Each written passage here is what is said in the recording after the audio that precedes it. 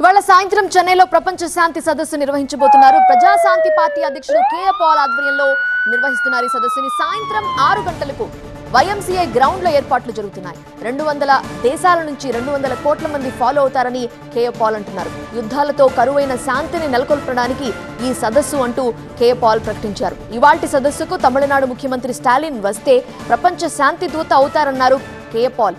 తెలుగు రాష్ట్రాల ముఖ్యమంత్రులను కూడా ఆహ్వానించారన్నారు పాల్. కే పాల్ వ్యాఖ్యలకు సంబంధించిన పూర్తి వివరాలు మా ఢిల్లీ బ్యూరో చీఫ్ గోపి అందిస్తారు. దేశంలో 24 ఏళ్ల తర్వాత ప్రపంచ శాంతి సభను చెన్నైలో నిర్వహించబోతున్నారు. ప్రజాశాంతి పార్టీ అధ్యక్షుడు ప్రపంచ శాంతిదేత కే పాల్ ప్రస్తుతం ఆయన మనతో పాటు ఉన్నారు. సార్, ఏంటి ఈ ప్రపంచ శాంతి సదస్సు ఎందుకు నిర్వహిస్తున్నారు, ఎక్కడ జరగబోతోంది, ఏంటి దీని విశేషాలు? ఫిబ్రవరి 22 సాయంత్రం 6 నుంచి 10 గంటల వరకు YMCA నందనం చెన్నై గ్రౌండ్స్లో ఈ భారీ శాంతి సభ, వేల మంది లీడర్స్ అక్కడికి వస్తారు. 200 దేశాల్లో 200 కోట్ల మంది అన్ని భాషల్లో ఫాలో అవుతారు. దాని కొరకు అమెరికన్ స్పీకర్తో సహా 4 దేశాలు తప్ప అందరూ మద్దతు ఇస్తున్నారు. వచ్చిన వారికి ప్రార్థనలు ఉంటాయి, శాంతి దొరుకుతుంది, ఫ్రీ సర్టిఫికెట్ దొరుకుతుంది, ఫ్రీ బుక్ దొరుకుతుంది. అన్ని విధాల మీకు అద్భుతమైన అవకాశం కనుక యూత్ ఎవరు, లీడర్స్ ఎవరు, అలాగే నేను సెల్ఫీ కూడా ఇస్తున్నాను. నైట్ పర్మిషన్ తీసుకొని టీమ్స్కి వచ్చిన వాళ్ళు 10 మంది కంటే ఎక్కువ సెల్ఫీస్ కూడా ఇస్తున్నాను.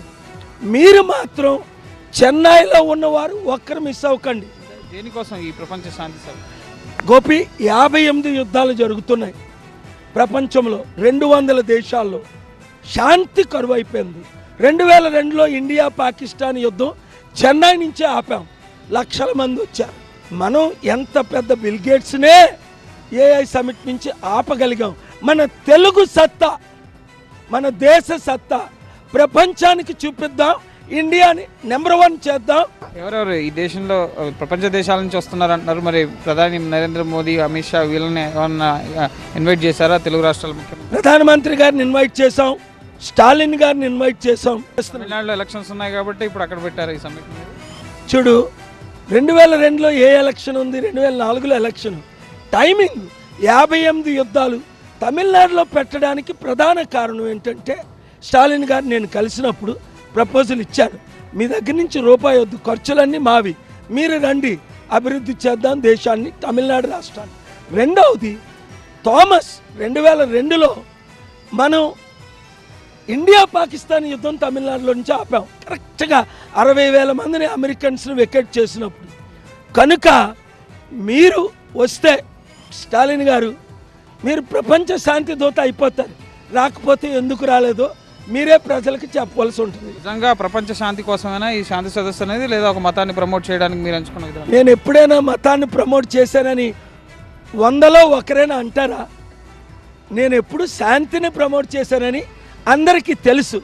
మతాలకు, కులాలకు, ప్రాంతాలకు అతీతంగా 155 దేశాలు.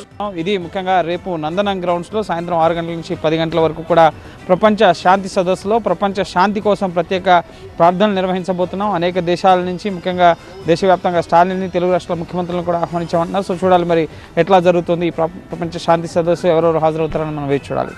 రమేష్తో గోపికృష్ణ, TV9 న్యూఢిల్లీ.